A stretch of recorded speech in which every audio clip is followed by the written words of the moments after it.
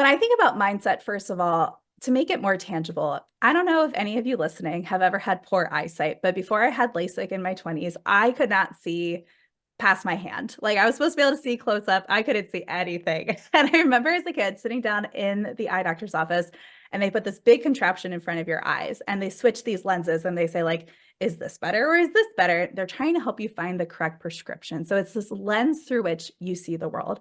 And that is very similar to how your mindset works. So your mindset becomes this lens through which you perceive the world around you, the stimuli, the words, everything. And so you can choose which prescription, quote unquote prescription, you're going to use, right? And so you can find the one that's the best fit for you.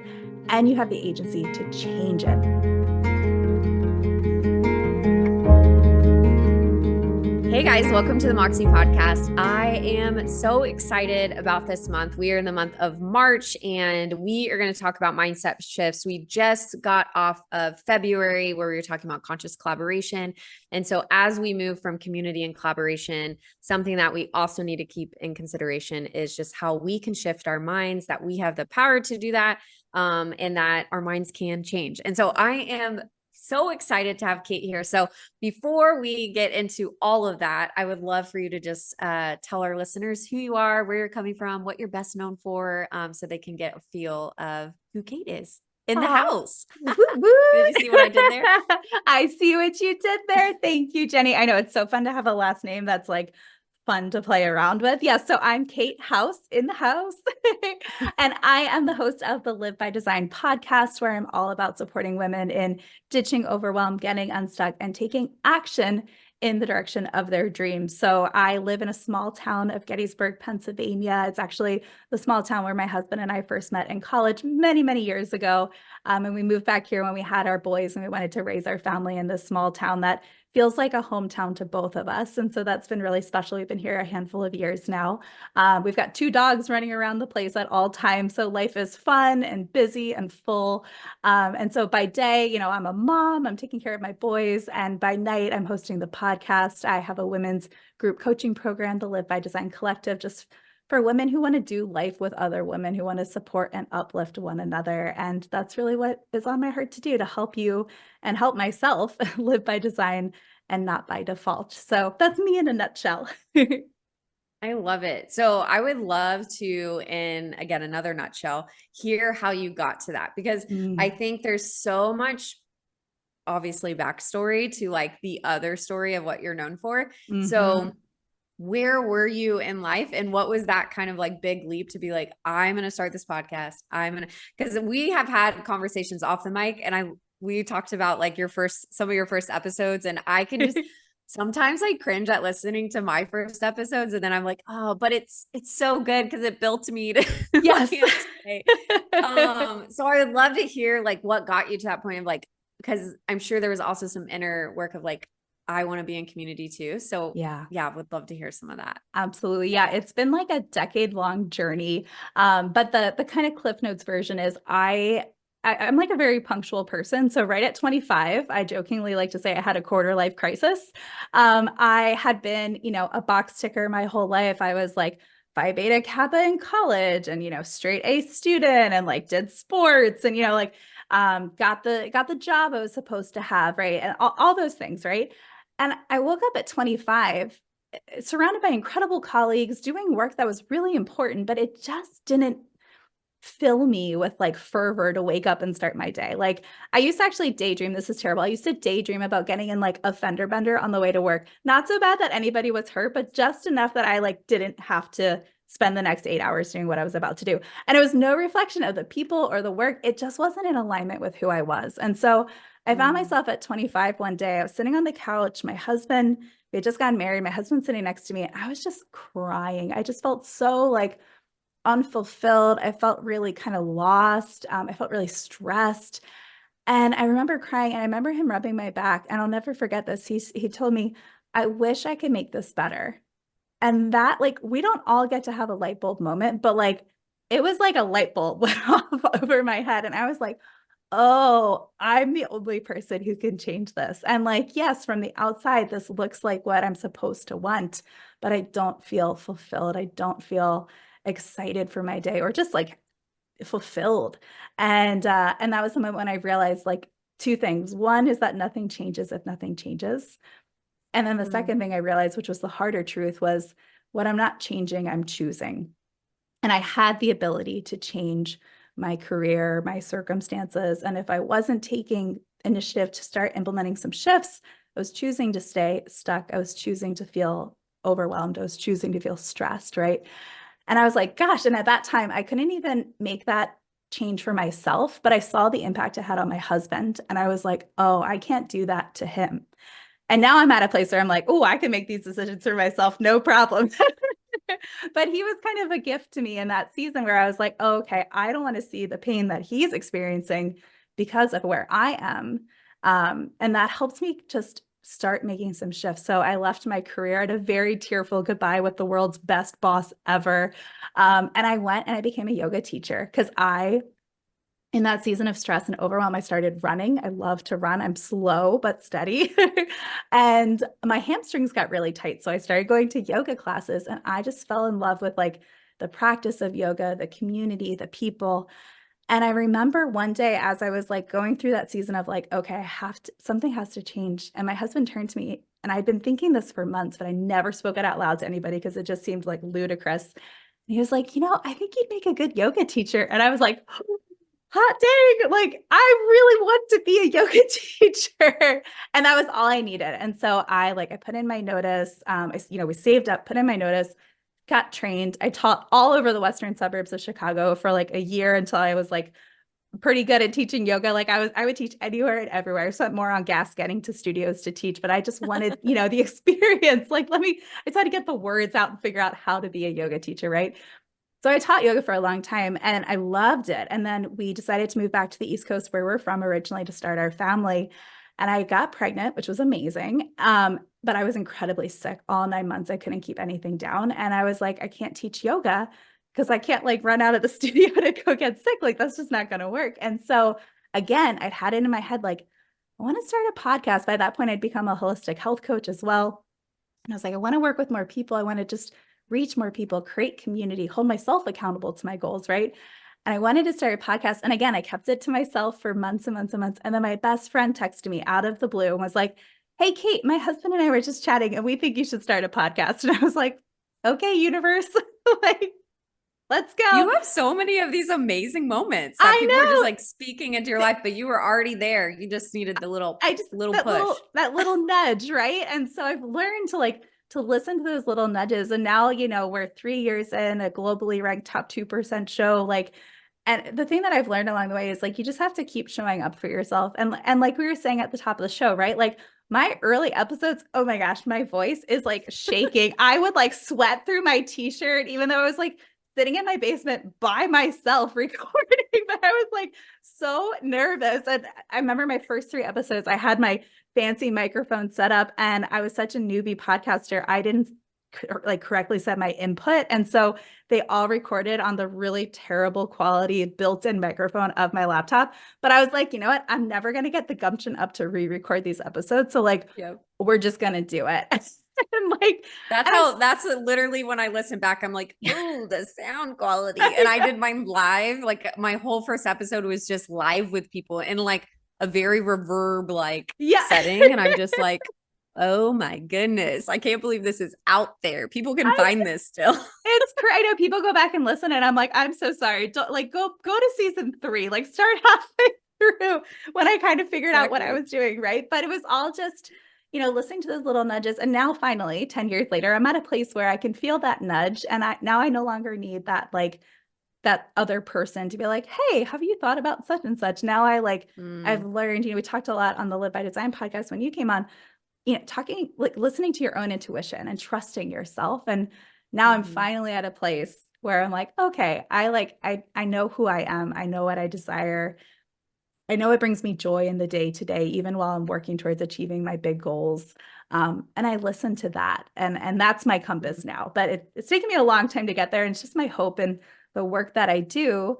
Coming full circle, long story short, is that my hope is that I can, of the 10 years it took me, my hope is to help somebody do it in a much shorter amount of time, with just as much impact, but maybe a couple fewer loop to loops along the way. Mm, it's so good. I mean, but that like segues perfectly in what we're going to talk about, because you talk about this like Mhm.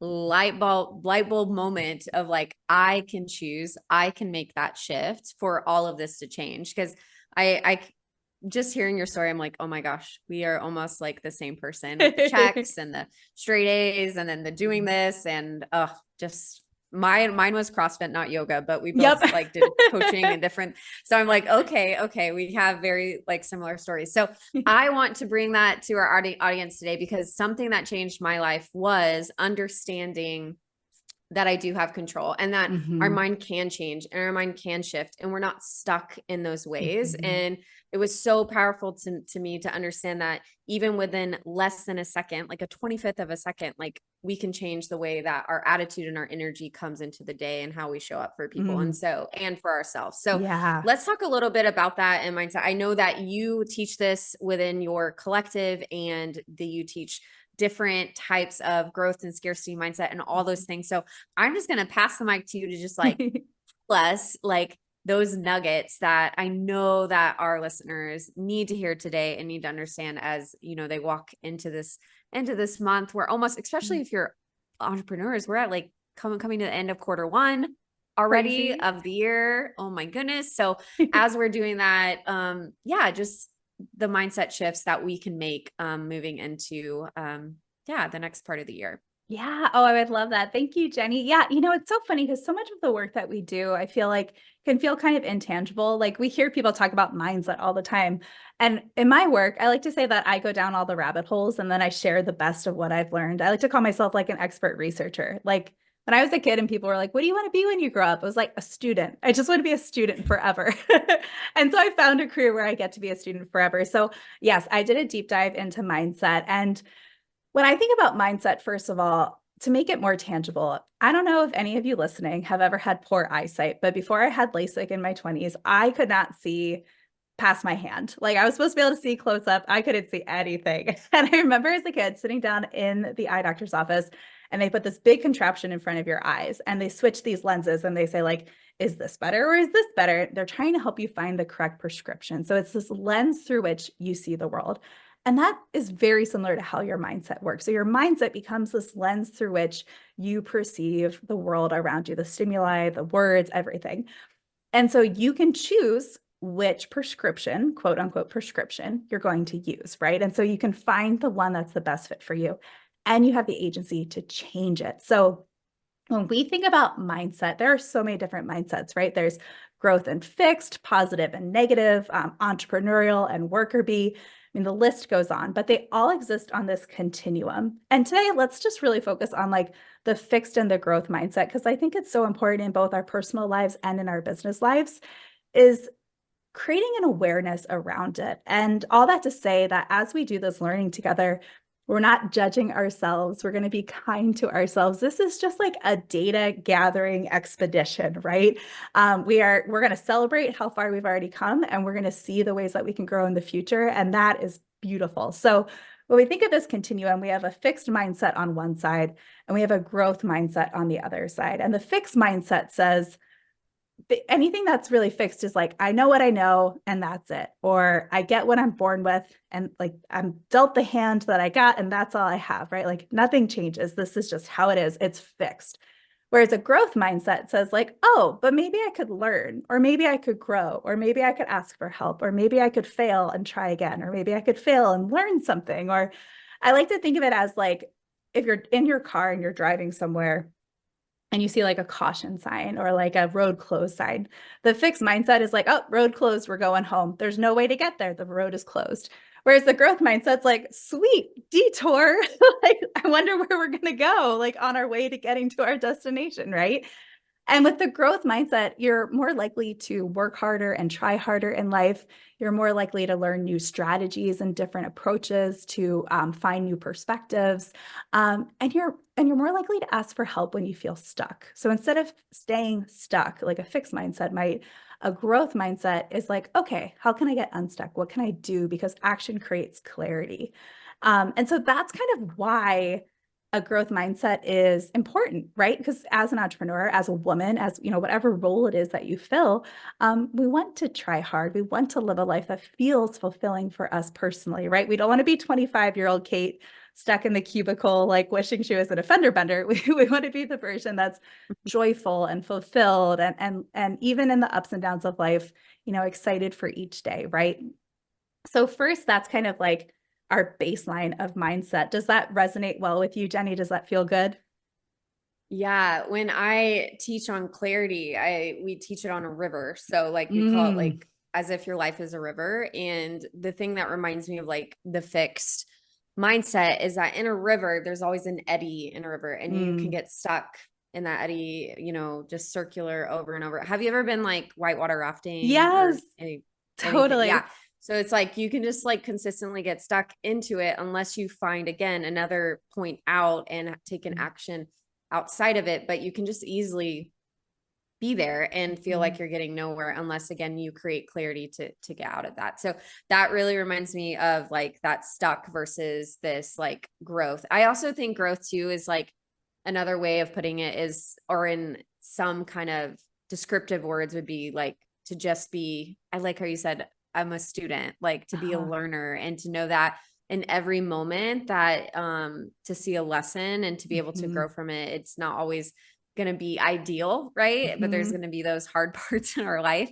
And then as we get through that, to be able to be like, okay, how did that make me better? Because in any moment in life, I feel it grows our tenacity, it grows our resiliency, it makes us stronger, but Mhm. not stronger and hard, but hopefully Mhm. stronger and more compassionate and kind to ourselves and, the world outside as well. So I Yeah. love it because I think on the Live by Design podcast with you, like we talked about like this, like the world, there's this stigma or this box that the world Mhm. just keeps us in. And I think your story is just so beautiful in the sense of like 25-year-old being in a cubicle, wanting to like have a fender bender. Oh my goodness. But to like get past that, because I think we can stay there. And then Mhm. 20 years goes by just like that. Like time is fleeting. Yeah.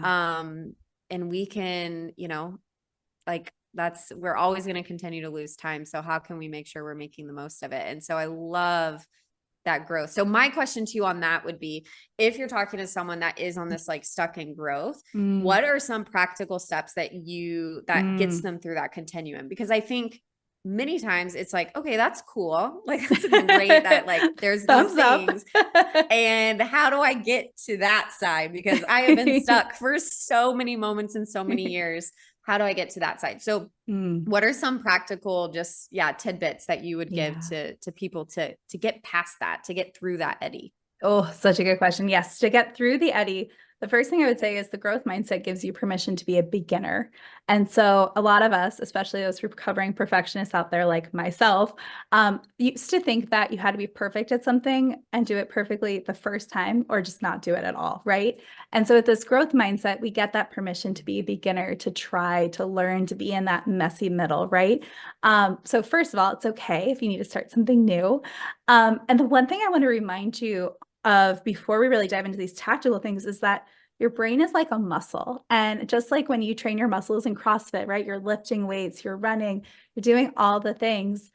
Your muscles get fatigued from being worked and then they grow back stronger, right? So neuroplasticity is this idea that our mind is so incredible. Like our brain can continue growing and learning our entire lives. Like you don't reach an age where your brain stops learning and growing. And so there's also, I mean, we could nerd out about neuroplasticity all day, but basically, you have Yes. these connections in your brain and they've been firing a certain way for your whole life, possibly. And so, if you've been in this fixed mindset and you find yourself thinking words like can't, won't, I'm not capable, whatever that phrase is that you tell yourself, you've been thinking that over and over again. So just know that as you get started, and Jenny actually mentioned this on the Live by Design podcast, as you get started, it's going to be kind of hard because you're going to first, we're creating awareness, right? We now have an awareness around mindset.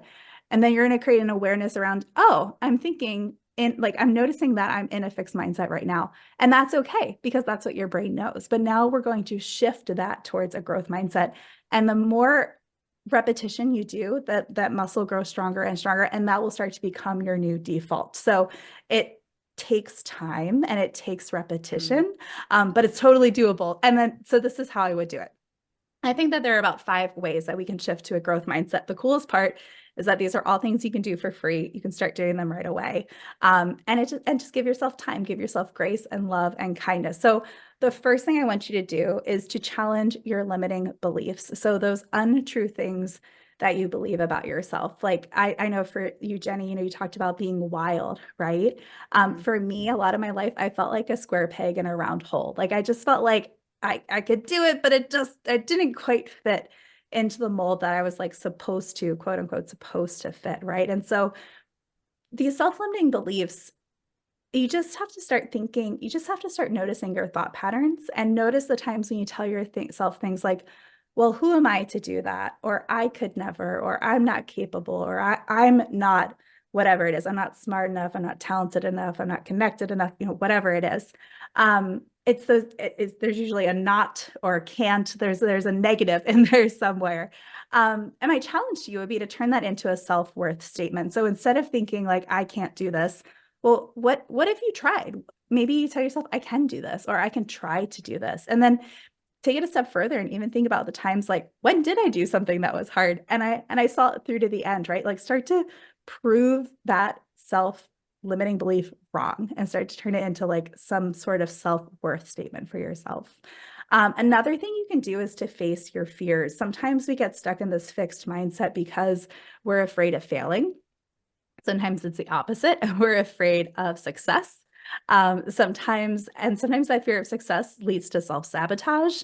Sometimes it's a fear of being imperfect, a fear of judgment. I mean, there are so many different fears we have out there. Sometimes when you say face your fears, people are like, you want me to go swim with sharks? Like, no, I mean, if that's your fear, sure. But I'm talking about these fears that keep us feeling stuck, right? So like if you're afraid to start the business, to lean into some sort of way of impacting the world for the better, and you're worried about, that Instagram friend from high school and what she's going to think, like nobody cares about you as much as you care about yourself, and if that person So is true. judging you for going out there and doing something positive in the world, that's a reflection of them and not of you, right? So really Mhm. start to think about like facing those fears. Another thing I like to think about when shifting perspectives is, or shifting mindsets is shifting your perspective. So sometimes, you can't see the forest through the trees. So sometimes, I know, Jenny, you've had incredible mentors in your life. Sometimes you need a mentor. Sometimes you need a Mhm. friend. Sometimes it's our partner, right? Who can just give us a little bit of perspective if we're so close to it, we can't really see it. Um, I I would say love, on that too, like on yeah. the perspectives would be like willing to like getting yourself. I think fear can be also attached to this because Mm, like those two almost very close because yeah. getting perspectives or different perspectives is needed, but you also have to be willing and in a heart posture to receive. And there Yeah. might be that fear of receiving Mm, that or whatever it might be. But I think when you can get to that spot of getting mhm, different perspectives on that, whether it might be just like completely different view or you're asking for some like constructive criticism, whatever it mm, might be, like to get to that space to allow people to speak into your life and not. This is also, I feel tricky because when we're like, allow people to speak in your life, we're not talking about putting a poll on Instagram and allowing right. like complete strangers to speak into your life. It's like, Yes. who are these like trusted people? And I could tell you, I only have two in my life where I would like completely trust them to speak like their opinion into my life because I know that they Yeah. want the best for me and they know me the most, like deep, deep know me. So it's like, find those Mm, people too that like you trust to give perspective because not everybody needs to speak into speak into your space. I love your story too and like where you said you thought about the podcast and then months later someone said, "Hey, you should start a podcast." Like they're like you don't have to. I think that's also too sacred when we have like big mm, dreams or things like that. Like we don't have to share that with everyone. yeah. These are sacred to ourselves, but do allow the people that you want to be in your life that you do trust and you want to surround you to Mm, keep you accountable to be there. Because I think isolation also mhm. creates this feeling that's stuck and not being able to move to growth is just like keeping yourself isolated from those who truly care about you. Yeah. Oh, I couldn't agree more. Yeah. Having those, you're exactly right. That perspective and those trusted people, right? Those people that, like Mhm. you said, that know who you are, not who they want you to be or who they think you should be, Right. but who you actually are.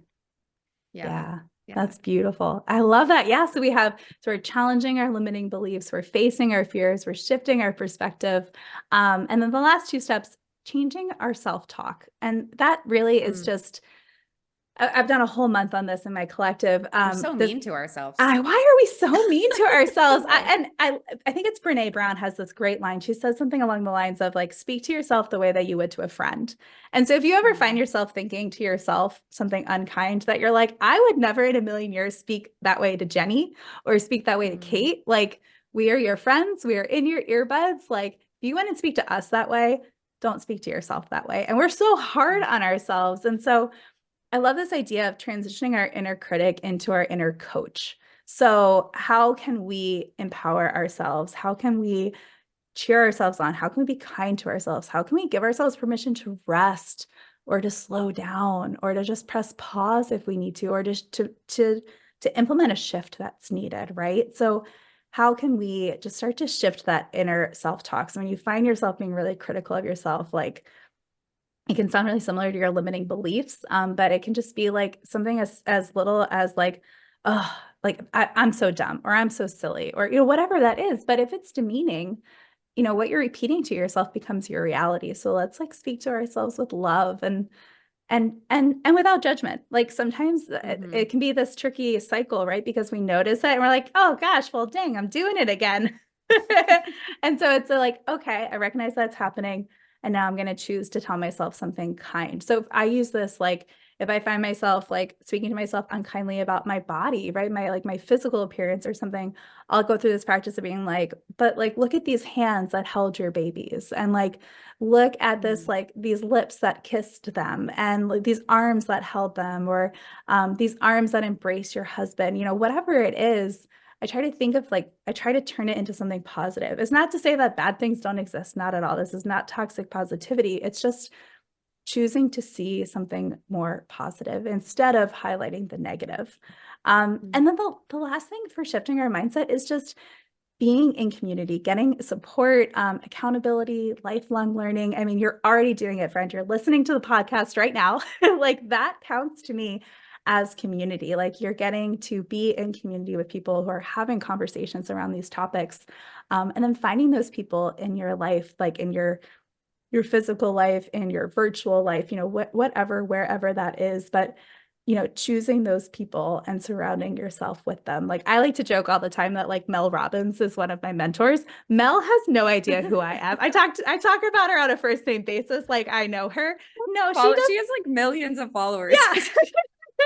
But I love listening to her. I read all of her books. I'm like, yeah, Yeah, Mel's one of so my good. mentors. And so all that to say, like sometimes we hear like community and we think it has to be this really structured thing. And if you're in a place where you can join a community, absolutely like do that, find those connections. But it's okay to also like find those mentors that you're like, yeah, Mel doesn't know I exist, but she's really impacted my life. No, I love it. I've always said that at the end of this podcast, I'm like, the Moxie podcast, I'm like, this is like, thank you for being a part of this community, right? Like Mhm. we can do what we do and we do what we do for the community to Yeah. share light in your space and for you guys to, yeah, put your earbuds in and be encouraged. And so Yeah. I think that's so good, whether physical or again, through a podcast, you can make that community and you can make changes. And it really, yeah, it starts with you choosing, having maybe this is your light bulb moment of Mhm. realizing, okay, I can do this. But to go back to like the repetitive nature of shifting, Mhm. because I think that's also important to know, like it's going to take time. So do not lose patience on yourself. Like Mhm. continue to practice and go through that. And we'll make sure that we put some tools and resources in the show notes for you guys to be able to gather that. But as we wrap this up, I know we are switching and kind of giving resources to our communities, which I'm so excited. So Kate, first tell everybody where they can find you and all that information. And then the resource that you're sharing with the Moxie community today. And yes, everything is going to be in the show notes for you and all the links, all the beautiful links. So do not, don't go grab a paper if you're driving. We will get that to you.